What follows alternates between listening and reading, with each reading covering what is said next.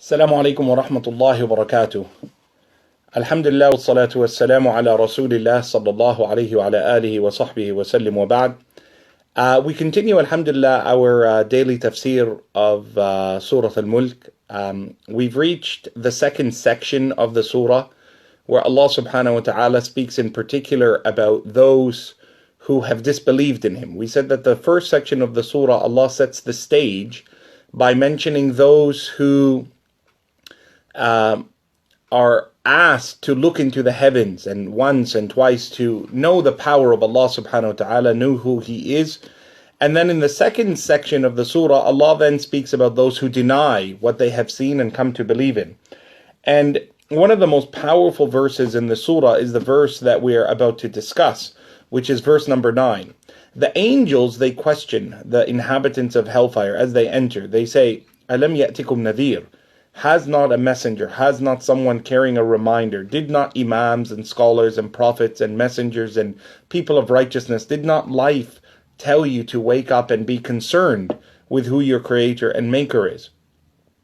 And their answer, which is the verse that we study today, verse number 9, قَالُوا بَلَى. They said, yes, of course. And the word bala, it's not just it's not just simply yes, but it's an acknowledgement of yes with reason. قالوا بلى قد جاءنا نذير فكذبنا وقلنا ما نزل الله من شيء.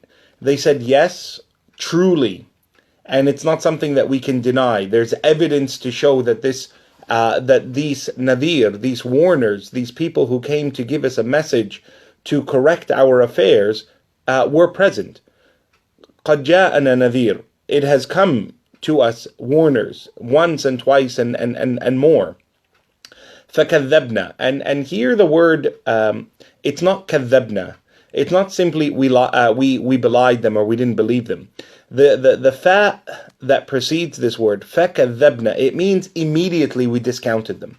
We didn't even give them a chance to talk to us. We didn't give them an opportunity for them to even try to convince us. The moment we heard that they wanted to call us to this path of purity, even though our heart had an affinity to it and we knew who our creator was and we looked into the heavens and we balanced everything out, فَكَذَّبْنَا, we said, no, we're never going to accept it.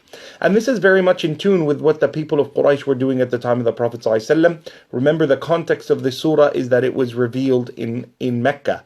So the people of Quraysh discounted the Prophet ﷺ, even though in their heart it resonated with them. And they used to say, Wallahi inna lahu lahalawa, that these words he speaks, Muhammad ﷺ, it has a beauty and it has an attractiveness to it. It's something my heart and my soul understands. فَكَذَّبْنَا, but I'm going to discount it. Even if it rains down rocks upon us, I'm not going to accept it. فَكَذَّبْنَا وَقُلْنَا.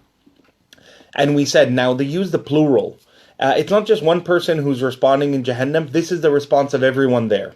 And therefore Allah doesn't say, قَالَ, one person will respond for himself. قُلْنَا, all of us say the same thing. All of them have the same excuse. All of them have no better excuse than to say that we used to just say, مَا نَزَّلَ اللَّهُ مِنْ شَيْءٍ. Why would the Lord above send us anything like this? So there's an acknowledgement that there is Allah. But the thing that they dispute, and this is what you will normally see with a lot of people, they understand that they are not the center of the world. They are not in power of anything. They understand that there is more to existence than who they simply are. They know that. But they simply cannot fathom the fact that there has to be some conduct and morality and ethics that they must adhere to, other than what they self-determine. And therefore, with Allah subhanahu wa ta'ala, we have this central belief that it's not just we say we love God and we worship God, but we also must conform to Allah. And that's the secret of the word Islam. It's istislam. Islam is to give yourself over to God. God said, do this, don't do this. Eat this, don't eat this. Love this, don't love this. Practice this, don't practice this.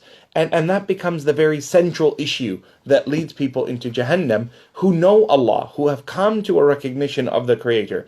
مَا نَزَّلَ اللَّهُ, they know Allah, min shay, He hasn't brought these instructions down. In antum illa fi dalalin kabir. Now the response from Allah subhanahu wa ta'ala and from the angels, of course, surely you were in great error.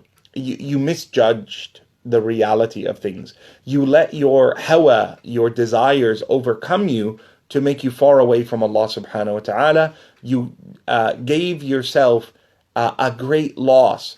قُلْ إِنَّ الْخَاسِرِينَ الَّذِينَ خَسِرُوا أَنفُسَهُمْ يَوْمَ الْقِيَامَةِ.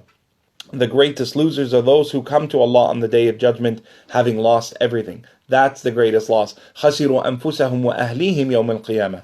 They not lost only themselves, but eventually, of course, they will lose their families in tune. In antum illa fi dalalin kabir. Dalal, it's a misguidance, and it's it comes from the concept of dalal to tariq. I know where the road is, and I know where I should be, but I can't find the way. And I'm so far away from it, I can't recognize any landmarks. I don't know which way to go.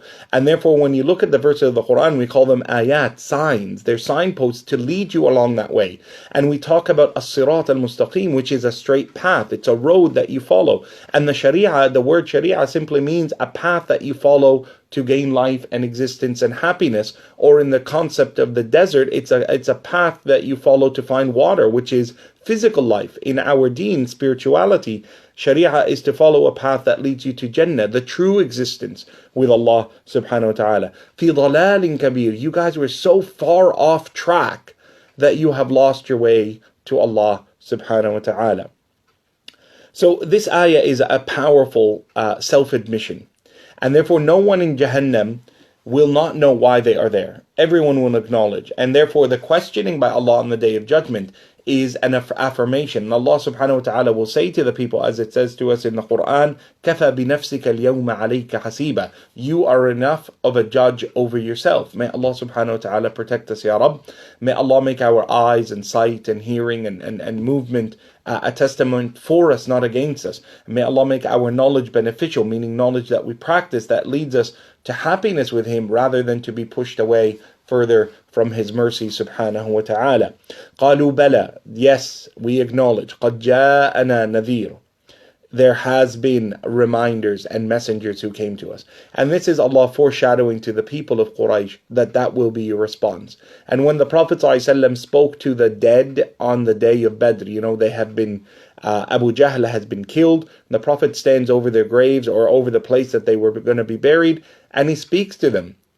هَلْ وَجَدْتُمْ مَا وَعَدَ رَبُّكُمْ حَقًّا. Have you seen now that the promise of my Lord is true? Now you see the reality. And by then it's too late. May Allah subhanahu wa ta'ala protect us and keep us firm upon faith and keep us in tune with the message of An-Nadhir, the Messenger Muhammad sallallahu alaihi wasallam. Now An-Nadhir is one of the names or descriptions of the Prophet sallallahu alaihi wasallam.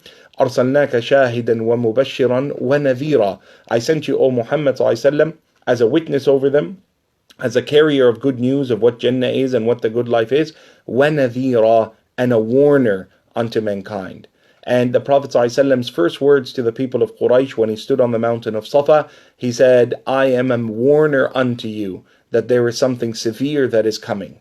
Sallallahu alayhi wa ala alihi wa sahbihi wa sallim. فَكَذَّبْنَا. We belied. We didn't even give him a chance. وَقُلْنَا مَا نَزَّلَ اللَّهِ. And the word nazzala, it's not anzal.